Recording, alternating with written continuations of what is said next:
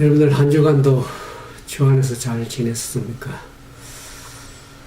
이제 날씨가 겨울 날씨 좀 벗어나서 봄을 좀 맞이하는 그 따스한 기운을 조금씩 느끼기 시작했습니다. 아무래도 좋은 이 계절을 맞이해서 여러분들 삶에 더 경육간에 강건한 그러한 믿음의 삶이 되길 진정으로 바라겠습니다. 이 미국 회담이 있었는데 트럼프가 협상이 결렬이 됐습니다. 김정은과. 트럼프가 회담에서 김정은은 아직 준비가 되지 않았다. 그런 얘기를 하고 있습니다. 그래서, 핵 문제를 비핵화하면은 경제 제재와 풀어주게 되는데 그것이 잘 결렬이 돼가지고 김정은이가 참 힘들게 되었습니다. 아무쪼록 그 모든 문제가 잘 해결되기를 진정으로 바랍니다. 오늘은 우리가 요한계시록 13장에 있는 말씀을 함께 나누기를 원합니다. 요한계시록 13장에는 두 짐승의 이야기가 나옵니다. 우리가 13장은 12장과 연관해서 분명히 볼 수 있는데 우리가 지난번 12장에서 사단의 정체를 알게 되었죠. 사단이 어떻게 합니까? 남자를 낳은 그 여자를 핍박해서 할 때에 땅이 그 여자를 도왔다 그랬습니다. 사단이 물을 강같이 토하며 또 땅이 그것을 도와서 이 여자를 떠내려가는 여자를 도와서 그 입을 벌려서 용의 입에 통 강물을 삼켰다 그랬습니다. 그래서 여자는 교회를 얘기를 하죠. 그 교회가 핍박을 받아서 사단이 핍박을 받아서 나올 때 용이 마지막 12장 17절에 보면 용이 여자에게 분노하여 돌아가서 이제는 그 여자의 누구와 싸움을 합니까? 남은 자손 곧 하나님의 계명을 지키며 예수의 증거를 가진 자들로 더불어 싸우려고 어디에 썼습니까? 바다 모래 위에 썼습니다. 사단이 하늘에 전쟁을 하면서 미가엘과 용이 싸우지만은 용이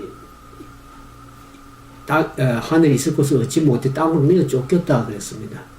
그래서 12장 12절에 보면 하늘과 그 가운데 거하는 자들은 즐거워하라. 그러나 땅과 바다는 화하실진저 이는 마귀가 자기 때가 얼마 못된 줄 알므로 크게 분노해서 내려갔습니다. 사단이 분노하는 시대에 우리가 살고 있습니다. 바다가 분노하고 있고 땅이 분노하는데 그 바다와 땅에서 각각 짐승이 올라옵니다. 근데 사단은 이제 13장 그 바다에서 올라오는 짐승과 땅에 올라오는 짐승과 싸우기 위해서 어디에 섰다 그랬습니까? 바다 모래 위에 섰더라고요. 바다 모래라는 건 어떻게 합니까?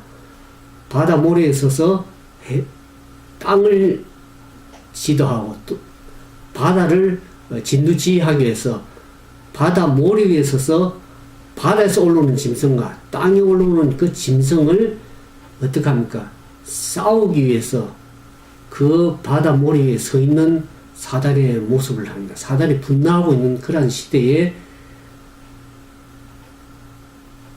더불어 싸우기 위해서 바다 모래에 서서 바다에서 올라오는 짐승과 또 땅에서 올라오는 짐승을 진두지휘하기 위해서 바다 모래 위에 서 있는 그 모습을 보게 됩니다.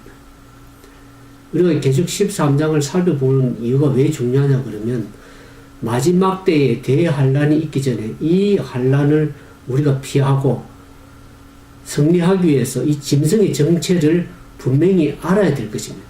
그리고 12장에 사단이 어떤 전략을 가지고 다시 정비해서 그 분노하고 싸우는 이 시대에 어떤 전략을 가지고 싸우는지를 정확하게 알아야만이 우리가 이 환란에서 피하고 승리할 수 있기 때문에 13장을 공부하는 이유가 거기에 있습니다. 그래서 12장 1절에 보면 바다에서 올라오는 한 짐승이 나오는데 뿔이 열이요 머리가 7이라고 그랬습니다. 우리 지난번 12장 살펴볼 때 사단의 용의 모습하고 똑같은 모습입니다.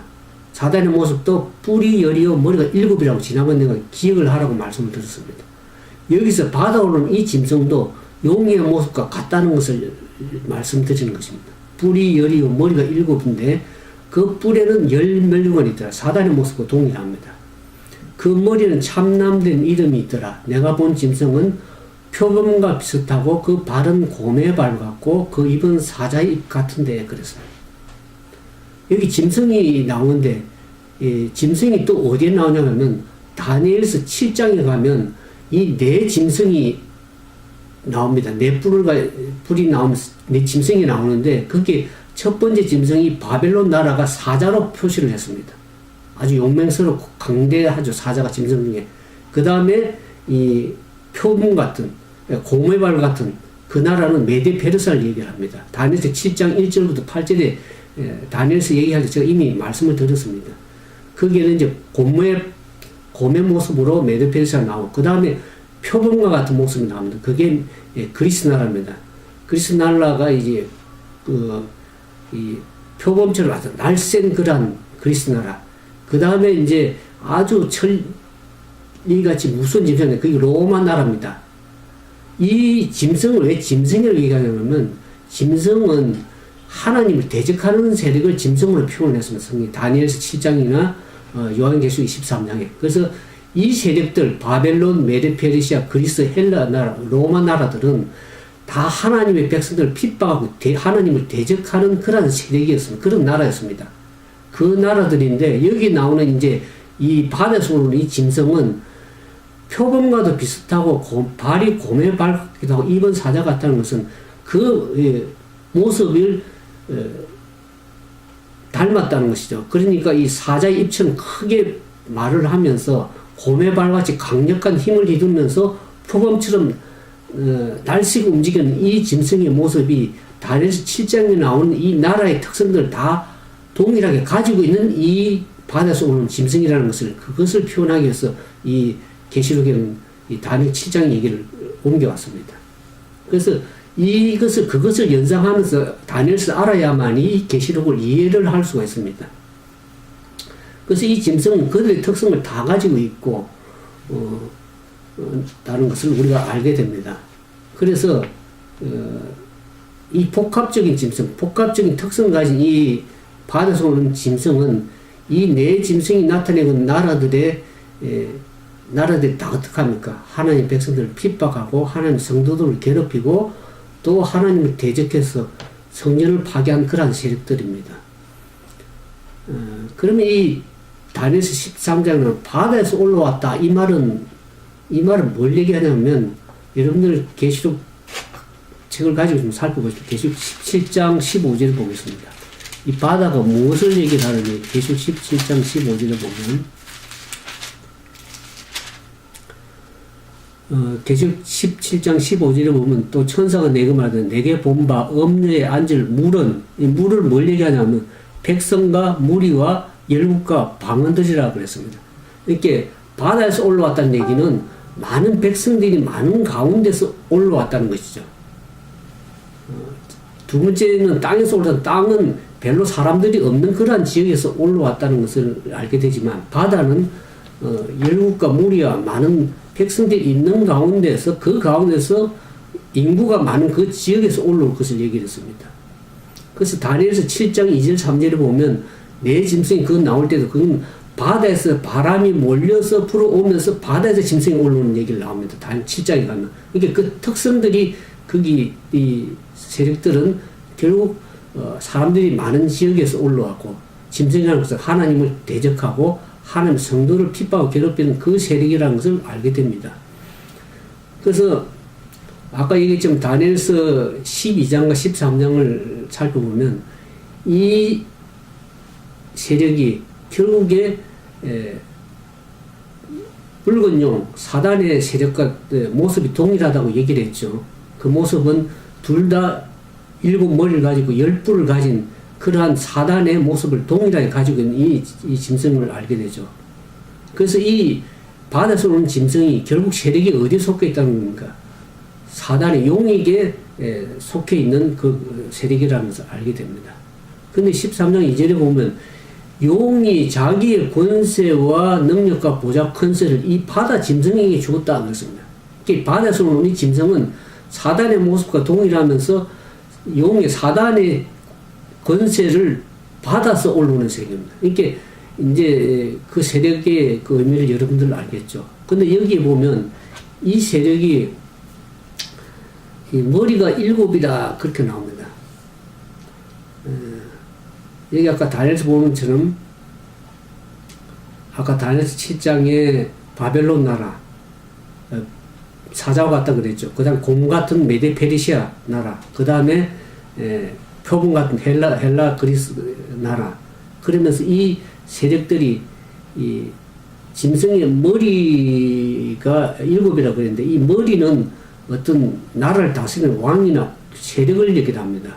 그래서 다니엘 7장에 나오는 이 세력들은 결국 나라가 나눠지는데 거기에 헬라 나라는 표범이 머리가 4지 달렸다 그랬습니다. 근데 이 네 머리가 달렸다 결국 네 나라가 헬라 나라가 네 나라로 나누어질 것을 얘기했습니다. 그러니까 결국에는 바다에서 오는 이 짐승은 머리가 7이라는 것은 그 짐승이 세력을 7개 그 나라의 특성들을 가지고 있다는 것이죠. 이 짐승이 머리가 7이라는 것은 성경학자들이 여러 가지 분석을 하는데 제가 보는 견지서는 이 나라가 하나님을 대적하는 나라가 언제 나왔냐면 애굽 나라가 있었죠. 그 다음에 아수르라고 아시리아가 있었습니다. 그 다음에 이제 다른 지자에 나오는 바벨론, 메데 페르시아, 헬라, 그 다음에 이교 로마, 다신교 로마라고 그러죠. 그 다음에 교황 로마가 그랬습니다. 그래서 이 7개 머리를 가지고 이 같은 하나님을 대적하는 나라들, 그 세력이 7개의 머리를 가지고 있는 바다에서 오는 짐승의 모습을 알 수가 있습니다. 그러면서 10뿔을 가졌다고 그랬죠. 뿔은 이 다니엘 7장 12절에 보면 정치적인 세력을 다니엘 7장 12절 한번 볼까요?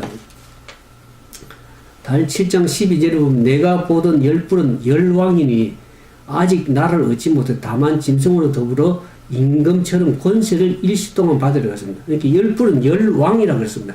나라를 정치적인 세력을 얘기를 합니다. 그러니까 이 바다에서 오는 짐승은 10뿔 가졌다는 것은 정치적인 세력을 가졌지만은 결국 이 세력이 정치적인 세력뿐만 아니라 종교적인 배경을 가지고 있다는 거예요. 종교적 세력.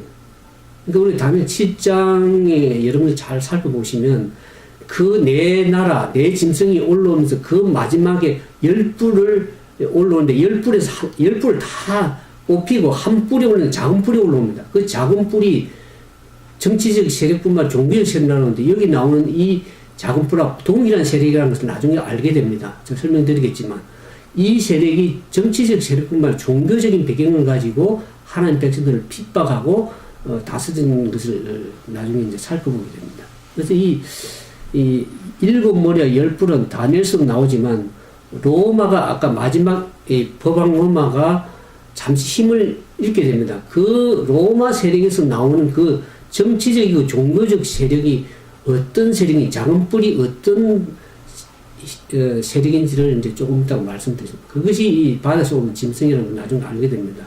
근데 계시록 13장 이제 2절에서 보면 용이 자기의 능력과 보좌와 큰 권세를 그에게 주었다라고 그랬습니다. 이 바다에 오는 짐승에. 근데 그 머리 하나가 상하게 돼 죽게 된 것 같더니 그 죽게 된 상처가 나오며 온 땅이 이상이 여기 짐승을 따르고 용이 짐승이 권세를 주므로 용에게 경배하며 짐승에 경배하고 하는데 누가 이 짐승과 같으뇨? 누가 능히 이로 더불어 싸우려 하더라. 또 짐승이 큰 말과 참남된 말하는 입을 받고 42달 동안 일할 권세를 받았더라.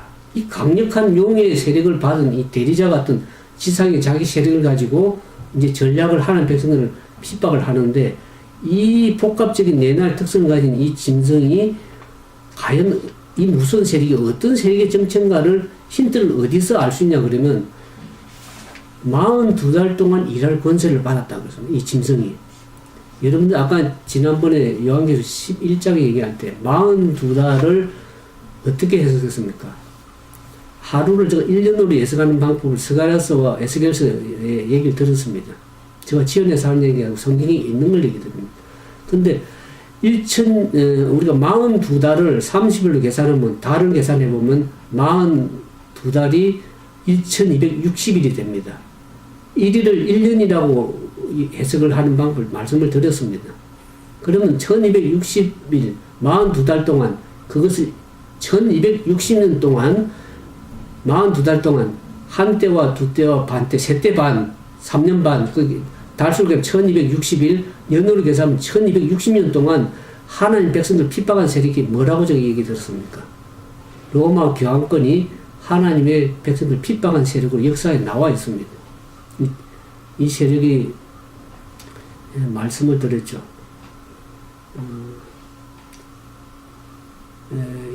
저는 이 로마 가톨릭 교회가 한 어떤 개인 교회나 개인 성도를 그런 짐승 세력이라고 얘기 드리는 것이 아니고, 여기 성경에서 얘기하는 건 단일 교회나 그 신자를 의미하지는 않습니다. 짐승은 1차적으로 어떤 국가나 어떤 세력을 의미하는 것이, 한 개인을 얘기하거나 한 단일 교회를 얘기하는 것이 아닙니다.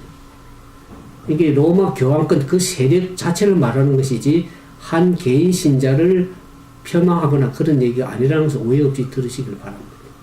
이 1260년 동안 긴 세월 동안에 그리스도인들을 핍박한 세력을 역사에서 여러분들 찾아보면, 로마 교황권이 중세 암흑 시기 동안에 많은 하나님 백성들을 박해하고 종교 재판과 전쟁으로 많은 수백만의 희생자가 있다는 것을 이미 역사에 여러분들이 중세 암흑 시대, 종교 암흑 시대에 있었다는 것을 알게 될 것입니다.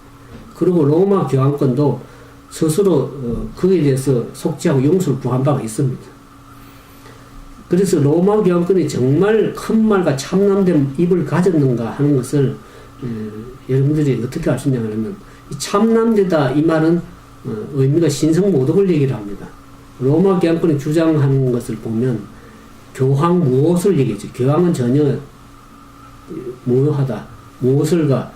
또 이 로마 교황권이 뭘 바꿨습니까? 십계명을 일부를 삭제하고 변경시켰습니다. 때와 법을 변경시켰다는 다니엘서에 나오는 것이, 하나님의 법을 십계명을 변경시켰고 그 안식일을 계명을 변경시킨 주일로 바꿨습니다. 로마 교회가.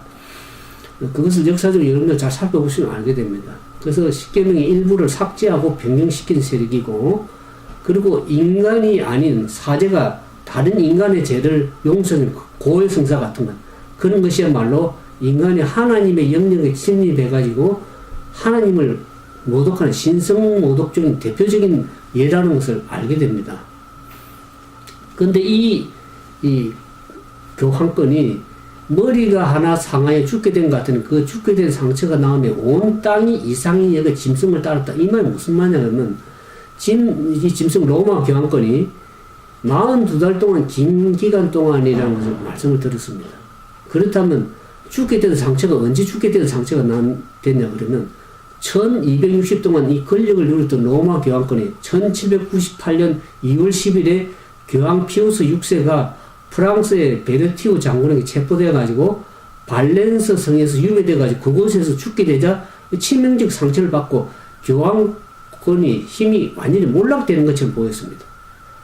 그래서 다시는 이 교황권의 세력을 그 1260년 동안 중세 암흑시대로 하나님 백성을 핍박하고 적고 재판소를 세워서 많은 백성들을, 수백만 사람들을 죽이고 핍박했는데, 그 세력이 몰락될 줄 알았는데 다시 세력을 얻게 되었습니다. 그 상처가 회복이 됐어요. 언제 회복됐냐 그러면, 유럽에서 나폴레옹이 몰락하자 교황권이 다시 세력을 급속히 회복해가지고 예수회를 부활시키고 1879년에 바티칸 회의에서 교황 모호설을 교리로 선포했으며, 1929년에 라테란 조약을 통해서 이 108에이커, 지금 그 교황의 영토가 바티칸 시에 있죠. 조그마한 그 영토지만은 전 세계를 호령을 하고 있고, 전 세계 12억의 가톨릭 신자를 가지고 호령을 전 세계를, 땅의 왕들도 다 거의 머리 숙일 정도죠. 권력이 막강한 세력입니다. 이 정치적 세력을 막강하게 가졌을 뿐 아니라 종교적인 색채를 가진, 그 권력을 가진 이 세력이 어떤 세력이라는 것을 여러분들 알게 될 것입니다. 그래서 이 앤더슨이나 맥스웰 같은 그 성경학자들은 머리 중에 하나가 상처가 나은 것을 1929년에 라테란 조약으로 교황이 교황령을 가지게 된 것을 뜻한다고 해석을 했습니다. 교황이 외교도 다 하고 있죠. 하나의 국가로서 활동을, 국가적 세력이지만 종교적인 힘을 전 세계를 발휘를 하고 있습니다. 이 세력이 어떤 세력인지를 자동적으로 알게 될 것입니다. 그래서 로마경은 전 세계에 신자를 가지고 각 나라의 대사를 파견할 정도로 막강한 정치적, 종교적인 힘을 발휘를 하고 있습니다. 그래서 이 교황청의 정보력은 미국의 CIA 정보력보다 훨씬 더 능가할 정도로 막강한 정보력을 가지고 유럽에서 공산주의를 무너뜨렸습니다.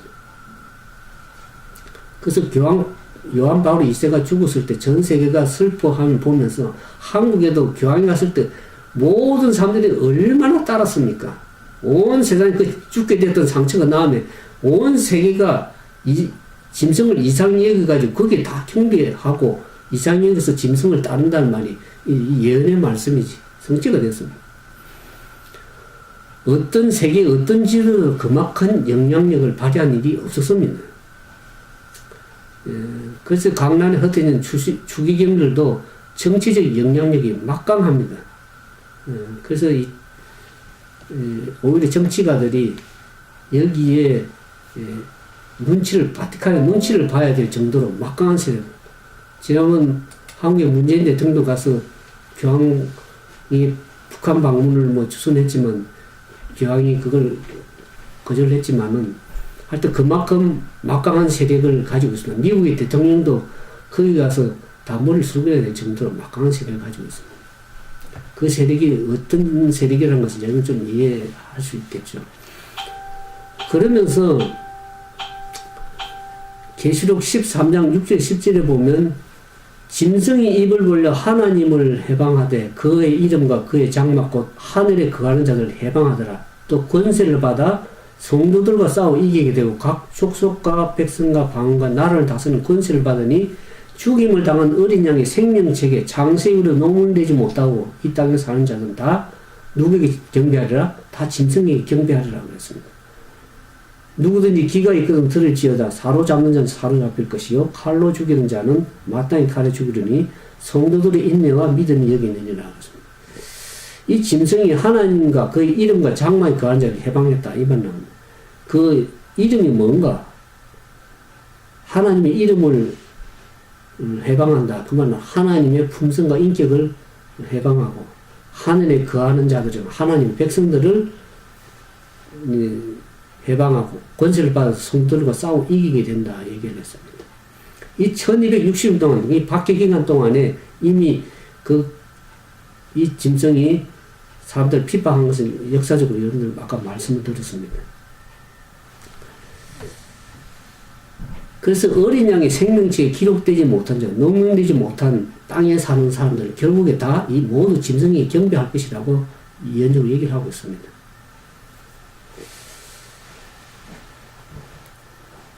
이 첫 번째 짐승이 바다에서 올라오는 짐승이 여러분들 다니엘서 8장 9절과 14절을 보면 이것이 아까 얘기 드렸지만 이 모든 바벨론 나라, 메데페르시아, 그리스, 헬라, 로마 나라에서 올라오는 그 다음에 올라오는 세력이 이 작은 뿌리 세력이라고 다니엘서는 얘기를 하고 있습니다. 이 세력이 큰 말하는 입을 가지고 있다. 여기 계속 13장 한번 얘기해볼까요? 13장에 3절 7절 보겠습니다. 이 세력이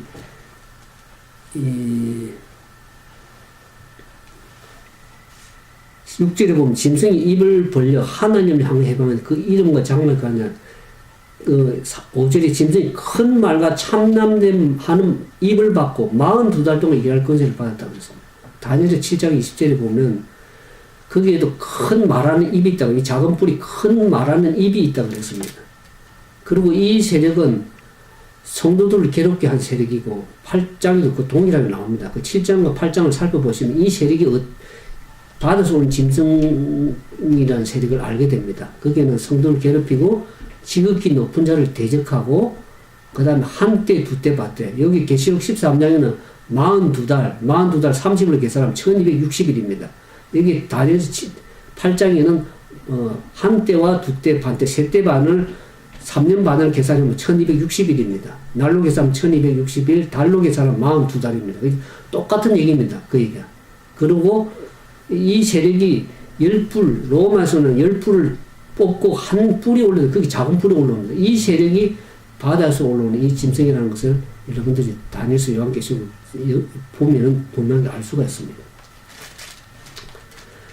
그래서 이 성질을 가진 이 세력, 하나님 대적하는 이 내 짐승의 특성들을 가지고, 내 나라 특성들을 가지고 올라오는 이 세력이 어떤 세력인지를 이제 우리가 알게 됐죠. 그러니까 다니엘서 7장에 나오는 이 세력, 작은 뿔의 세력과 동일한 세력인데, 이 세력이 전 세계의 정치적, 종교적인 힘을 가지고 막강한 힘을 누리면서 앞으로 이제 계속 살펴보면 이 세력을 다음 올라오는, 땅에서 올라오는 이 세력이 바다에서 올라오는 짐승과 어떤 일을 행해서 마지막 백성들을 핍박하고 대환란을 몰아갈 것인지를 성경은 분명하게 예언을 얘기를 하거든요. 역사적인 걸.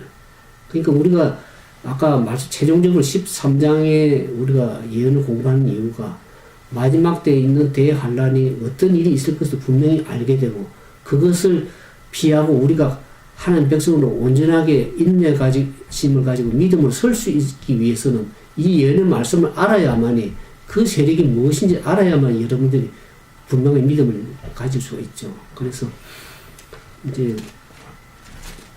내일은 이 땅에서 오는 짐승이 어떤 세력인지 이 말씀을 드릴 건데, 이 땅이라는 것 지난번 12장에 보면 용이 물을 강같이 토해서 이 여자를, 하나님의 교회를 떠내려 보낼 때 뭐가 도왔다 그랬죠? 땅이 도왔다 그랬습니다.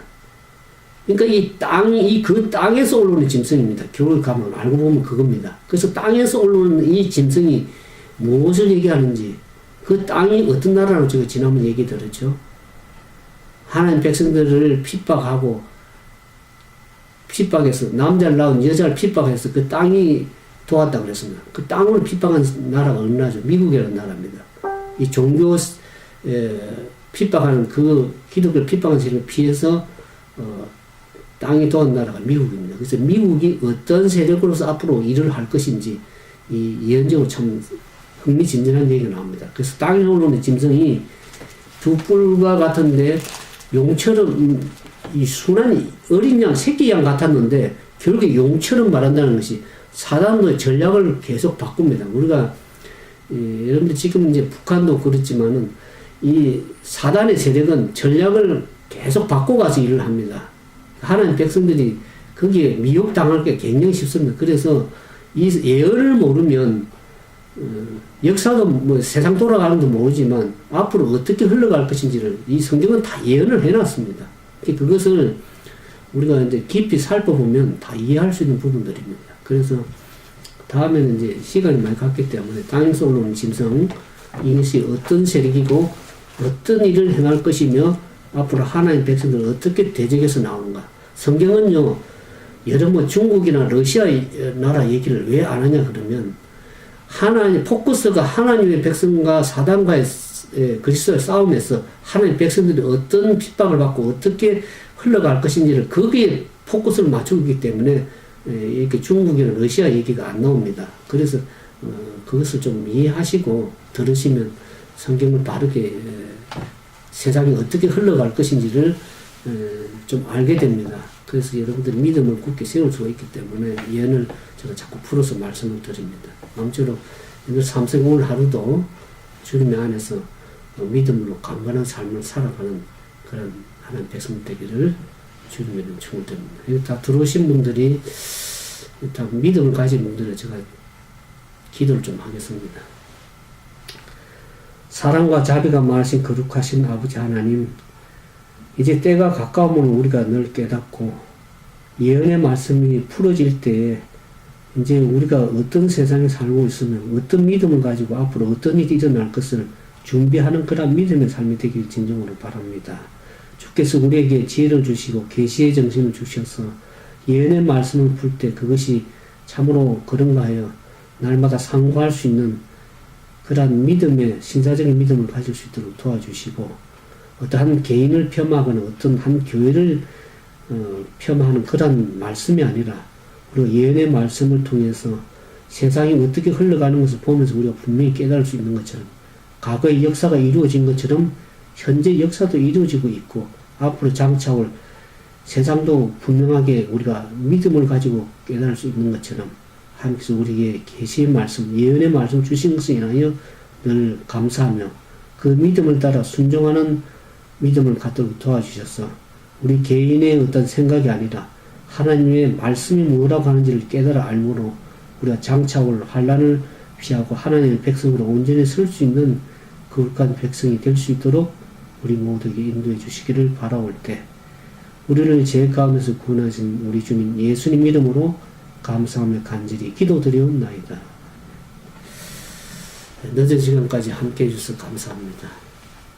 오늘 하루도 주 안에서 잘 지내기를 진정으로 바라겠습니다.